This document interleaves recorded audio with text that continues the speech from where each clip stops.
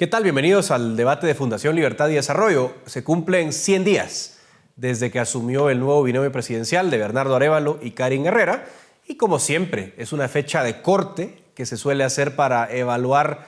si no bien los resultados, porque es un plazo muy corto, por lo menos la declaración de intenciones de un gobierno. Y eso es lo que vamos a hacer en esta oportunidad. Y ya me acompañan para eso dos conocidísimos analistas, Cristian Castillo y Max Santa Cruz, conocidos en el medio nacional y también en esta tribuna a la que han sido invitados con frecuencia. Me da mucho gusto darles a ambos la bienvenida y voy a empezar contigo, Cristian, a hacer ese análisis general preliminar. Como yo decía en la introducción, realmente es obvio que no se puede pedir resultados a los 100 días, pero yo creo que sí hay una oportunidad para ver esa declaración de intenciones, ver hacia dónde va el Ejecutivo, dónde ha impreso su identidad, hacia dónde ha dado prioridad y, por supuesto, los cambios que sí se pueden esperar durante esa primera etapa. ¿Cuál ha sido, en tu concepto, lo más destacado, lo bueno, lo malo, lo feo, lo que quieras destacar de estos primeros 100 días? Bienvenido, Cristian. Muchísimas gracias y siempre el agradecimiento a la Fundación por la oportunidad. He de iniciar refiriendo que afortunadamente la gestión del presidente Arévalo retoma el combate a la corrupción como uno de los ejes centrales de su administración, y esto porque fue lo que lo llevó al poder, fue lo que es la oferta de combatir la corrupción y la impunidad en el país, principalmente en la gestión del organismo ejecutivo, la que le da la victoria electoral y que se había completamente desdibujado en el proceso de transición debido a que el partido Movimiento Semilla estaba más preocupado en evitar de ser cancelado, aunque siempre el debate fue suspensión nada más, pero hubo ahí una lucha que lo distrajo y se reflejó en el discurso de toma de posesión del presidente Arévalo, en donde prácticamente no hizo alusión al combate a la corrupción más que en dos ocasiones y en un contexto que no era el que se le está dando ahora ya en la gestión. Entonces me parece muy importante que el presidente haga énfasis en que van ya por lo menos 34 casos presentados por hechos presuntamente ilícitos en la gestión de los fondos públicos, y que esto traslada a la población y sobre todo al segmento que lo eligió el mensaje de que no va a perderse ese enfoque que le da la victoria electoral. Y el otro elemento que me parece importante es el tema de los éxitos rápidos que obtuvo en materia de seguridad ciudadana, sobre todo al centrar los esfuerzos de las nuevas autoridades del Ministerio de Gobernación en el combate al principal flagelo o al delito que más estaba afectando en el cierre de la gestión del presidente Yamatei, que era el tema de las extorsiones. Hay acciones concretas, la creación del grupo especial contra las extorsiones, el tema de, obviamente, de poder desarticular estructuras criminales vinculadas a este delito, y finalmente el hacer bajar con ello las muertes violentas, los asesinatos. Me parece que son resultados importantes. También en el cambio de la perspectiva y de la imagen nacional a nivel internacional es muy evidente el cambio que hay por parte de las misiones que vienen desde Estados Unidos a Guatemala. Ya no están llegando al país en un tono de amenaza y de reprimenda, sino están viniendo con un espíritu de aportar al desarrollo nacional y de obviamente confluir en acciones que puedan darle sostenibilidad a las políticas públicas del presidente Arévalo. Bueno, creo que destaca muchas cosas en esta introducción, Cristian, querido Max, pero obviamente creo que me quedo un poco con la última para dar pie a tu intervención, porque sé que también tenés una amplia experiencia en el ámbito de las relaciones internacionales. Obviamente, el presidente Arévalo viene durante su experiencia profesional del mundo de la diplomacia, y eso se nota mucho, ¿no? Diríamos que es uno de los aspectos destacados de esta gestión. Pero también, Max, en tu concepto, ¿qué otras cosas ves relevantes en estos primeros 100 días? Bueno, saludos por supuesto, Edgar, a la Fundación y también a Cristian por tener este espacio importante de reflexión a 100 días en una fecha que marca en el calendario un periodo específico de la administración Bernardo Arévalo, pero que se hace muy corto para la desintegración de la institucionalidad democrática, en donde se recibió de una administración como Alejandro Yamatei poco que rescatar o nada que rescatar, y pedir resultados en 100 días se vuelve realmente complicado. Lo que sí podemos de alguna forma es empezar a definir algunas líneas de lo que esta administración puede ofrecer y qué otras no puede ofrecer. En primer lugar, creo que es importante decir de que el presidente, como lo mencionó Cristian, en su principal oferta electoral de combate a la corrupción, ha sido consecuente con acciones y nombramientos de personas acertadas en espacios como el comisionado por la transparencia, Santiago Palomo, o el Procurador General de la Nación, quienes han dado señales de que sí, en efecto, hay un cambio. Eso podría ser una señal positiva que el guatemalteco estaría esperando. Segundo, creo que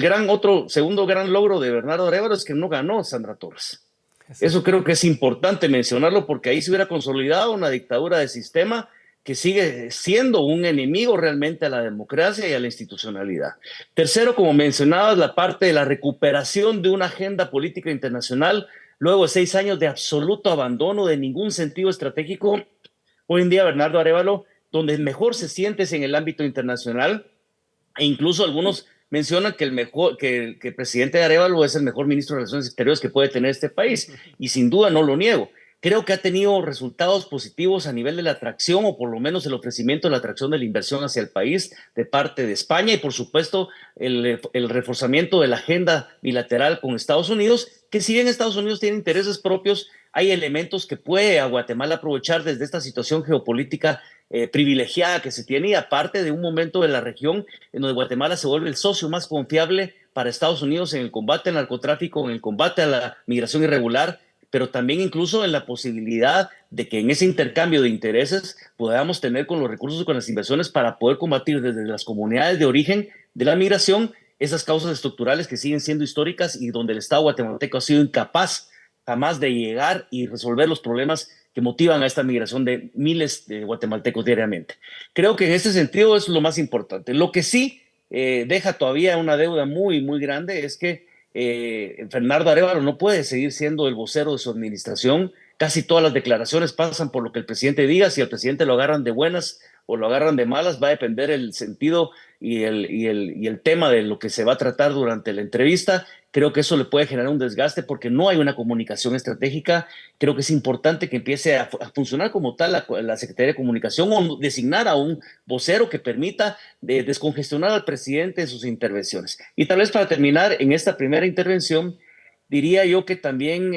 no sé, sé que el discurso y el mensaje del presidente de decir que va a seguir insistiendo en la destitución de la fiscal, como lo dijo ahora precisamente al cumplir los 100 días, para siendo, no sé si ya recurrente en un momento en donde aparentemente legalmente están cerradas las puertas para dicha destitución. Faltan 756 días para el fin del mandato de la fiscal, el 16 de mayo de 2026. Vemos que alcaldes ya se han reunido con la fiscal. Pareciera ser que poco a poco se empieza a normalizar esa relación entre autoridades locales, entre algunos otros actores, incluso el sector privado, con la fiscal. No sé qué tan exitoso va a ser el presidente insistir en esta agenda, y creo que más allá de poder tener un éxito en lograr la destitución para los objetivos del presidente y quitarse un enemigo personal, creo que se va desgastando, por lo menos a nivel Claro. de la opinión pública, en una batalla que pareciera ser no tiene sentido. Me voy a meter al tema de la fiscal y de la gobernabilidad en breve, pero antes de entrar a eso, a ese aspecto particular, me gustaría preguntar a los dos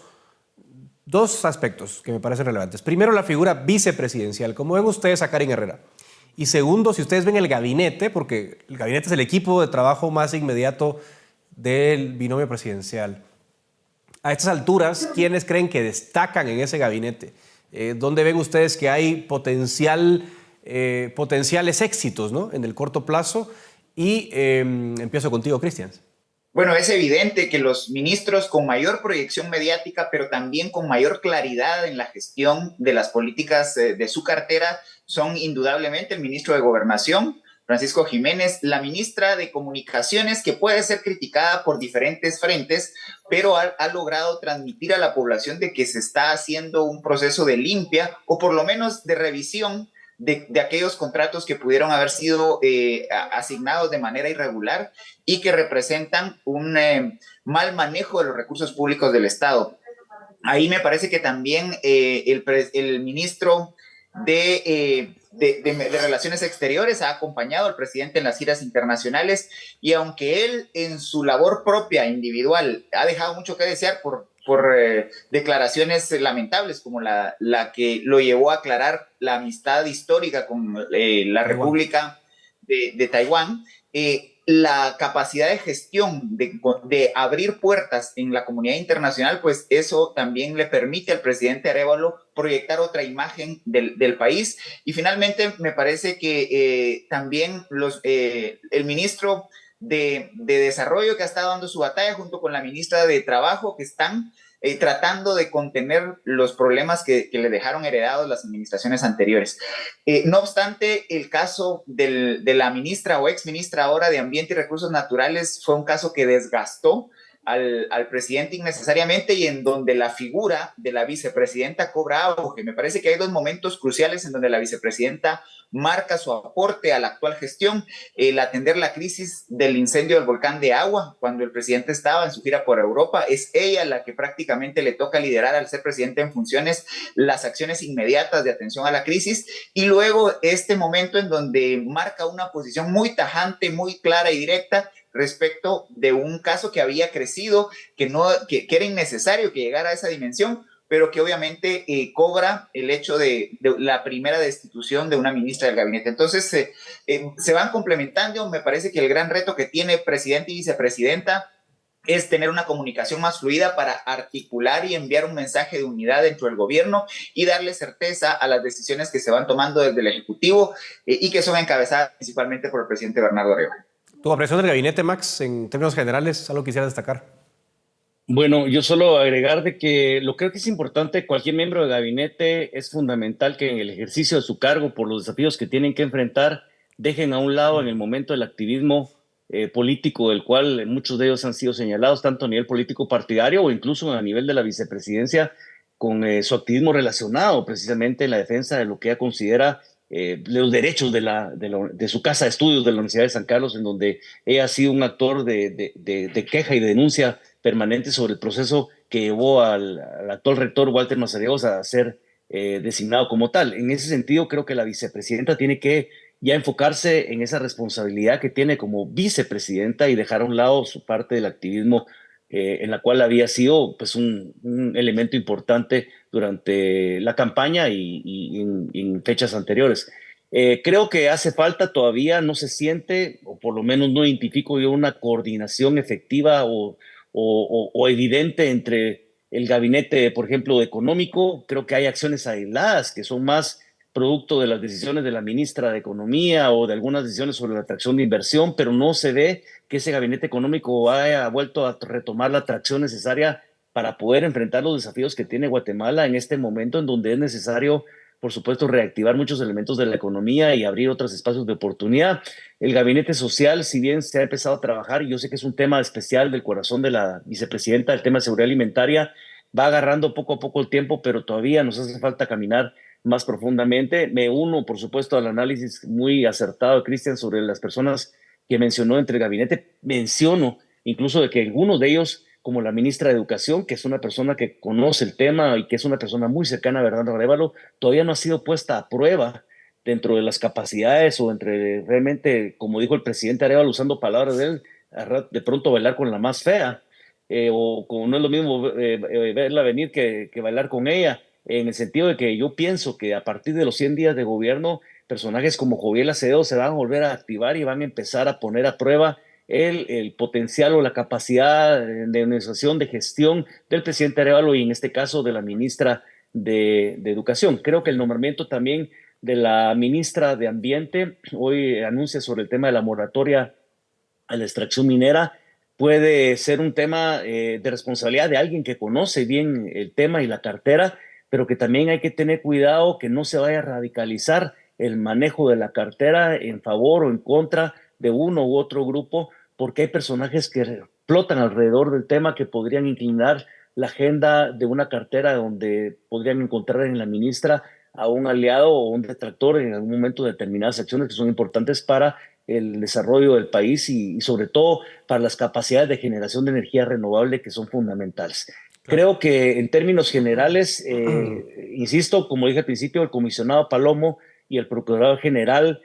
han sido personajes destacados dentro del quehacer de la administración, igual que el ministro de Gobernación. Se les ha señalado sobre la comparecencia con la fiscal en algunos casos y en algunos momentos, pero creo que en serio poco va a quedar de que si el presidente no encuentra, por lo menos en esos interlocutores, posibilidades de encontrar algún tipo de acercamiento, no emocional, ni ético, ni nada, sino sencillamente de operación interinstitucional, va a ser muy difícil para el presidente Arévalo que todas esas denuncias que tiene acumuladas y que llega a presentar vayan a tener, si es que tienen, a pesar de esa relación interinstitucional, algún sentido o algún desarrollo, que eso es lo que esperaríamos los guatemaltecos a nivel del Ministerio Público, a nivel de las Cortes. Sí, me va quedando ya poco tiempo y dejé de último un aspecto que me parece, digamos, importante destacar. Ya Max lo introduce ahora. La gobernabilidad, un poco esa relación con Congreso, con Cortes, con Fiscal General. Max se metía al tema Fiscal General, evidentemente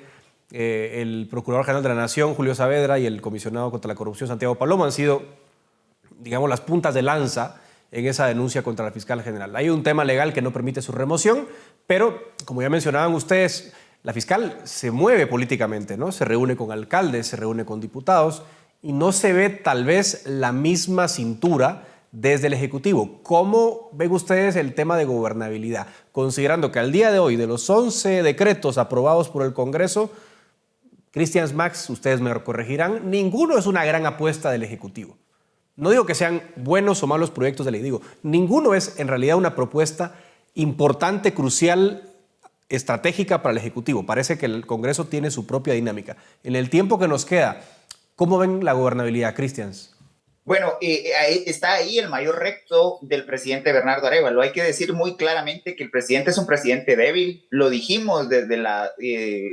los escenarios de segunda vuelta electoral. Si ganaba el presidente Bernardo Arévalo, iba a tener que enfrentar un periodo de gobierno con un Congreso de oposición que inicialmente se está manifestando como un Congreso desorganizado, sin una articulación política y sin una conducción estratégica, que va a derivar en un Congreso abiertamente de oposición al gobierno central. Por otro lado, también tiene un frente abierto el gobierno, y más que el gobierno, el partido Movimiento Semilla con las Cortes, que han fallado sistemáticamente en contra de todas las acciones que se presentaron en el periodo de transición y que buscaban evitar lo que sucedió, que los diputados llegaran al Congreso y fueran independientes y al final fueran diputados rasos sin una capacidad real de incidencia en la dinámica legislativa. Cosa parecida hace la Corte de Constitucionalidad y el Ministerio Público, que bueno, ya iniciada la investigación y los procesos jurisdiccionales en contra del partido Movimiento Semilla, estos deben continuar y se ve la tensión entre el partido y las acciones del Ministerio Público. El problema aquí de fondo, me parece, es la posición que está jugando el presidente Bernardo Arévalo. En el artículo 182 de la Constitución Política establece que el binomio presidencial tiene prohibido beneficiar a partido alguno. Y entonces tiene él que separarse de su militancia en el partido Movimiento Semilla y buscar denunciar aquellas acciones en donde el Ministerio Público y la Fiscal General estén entorpeciendo el combate a la corrupción del actual gobierno. Más allá de eso, me parece que es riesgoso para el presidente asumir como personal la batalla por la defensa y la reactivación de los plenos derechos del partido Movimiento Semilla, porque eso le debiera de competir a la bancada, a los diputados que fueron electos. Ellos son los que deberían estar abanderando esa lucha por recuperar sus plenos derechos en el Congreso de la República. Me queda poco tiempo, pero Max, por favor. Yo creo que tiene que empezar a diferenciar el idealismo versus el realismo. Ya el idealismo no funciona en estos momentos donde la población, el compás de espera se la va a ir acortando cada vez más y no van a haber tampoco manifestaciones y expresiones de apoyo populares en donde el sustento que tuvo en su momento a nivel del voto en la elección, que buscó un cambio y que fue expresado en las urnas, no va a ser necesariamente un aval permanente de la gestión del presidente Arévalo. La gente está esperando resultados. Dos, creo que es importante entender que la alianza multipartidaria únicamente fue una instancia que permitió llevar a Bernardo Arévalo a tomar posición el 14 de enero y nada más. Está pegada con saliva y no tienen enfoques en elementos en común de la agenda del presidente con el Congreso. Tres, creo que es importante que el presidente empiece a definir quién es su operador y su gestor político en el Congreso de la República, porque mientras sigan privilegiando la posición, en este caso del diputado Samuel Pérez, frente a muchos de los temas, que, aunque es jefe de bancada, de lo que mueven a nivel de candidaturas internas o representación del Congreso en otras instancias que pueda generar algún tipo de alergias o problemas en el momento de llegar a otros acuerdos, va a ser un problema. Creo que hay personas como José Carlos Sanabria que podría ser un actor importante en esa gestión política que el presidente necesita en el Congreso. Cuatro, creo que el presidente tiene que seguir fortaleciendo su relación con el exterior, pero teniendo cuidado también de cuál es la agenda que le mandan y cuál es la agenda que le marcan. Creo que va a ser difícil que en la próxima gran batalla, que son las Cortes Suprema de Justicia y las salas de apelaciones, que es donde el presidente debería enfocarse si queremos realmente cambiar un sistema, va a tener poco que decir porque los operadores eficientes de otras fuerzas ya están haciendo lo suyo. Ahí es donde el presidente pareciera ser, con su equipo de trabajo, a pesar de estar llenos de buenas intenciones, existen todavía elementos de ingenuidad o a veces de falta de experiencia política que podrían superarse si se empezaran a corregir desde ahora, identificar que los problemas que Guatemala tiene ya no son únicamente la creación de una nueva primavera, sino que enfrentar la realidad de esta Guatemala que hoy en día es diferente en el 2024 a lo que fue en el 1953. Muchas gracias, Cristian Max, por este interesante análisis. Yo también coincido. Me parece que hay que destacar la vocación democrática del gobierno electo, que eso es algo fundamental. La democracia guatemalteca pendió de un hilo en 2023 y hay que decirlo, esta administración ha puesto un énfasis muy importante en sostener el principio democrático y eso lo ha demostrado también en el ámbito de las relaciones internacionales. Como lo mencionaban al final, la batalla de Cortes no nos dio tiempo a abordar este tema, pero sin duda va a ser la gran batalla de 2024 para el Ejecutivo y para el país. Así que agradezco nuevamente, Cristian Castillo, Max Santa Cruz, muchas gracias por acompañarme. Hasta aquí llega el debate de Fundación Libertad y Desarrollo.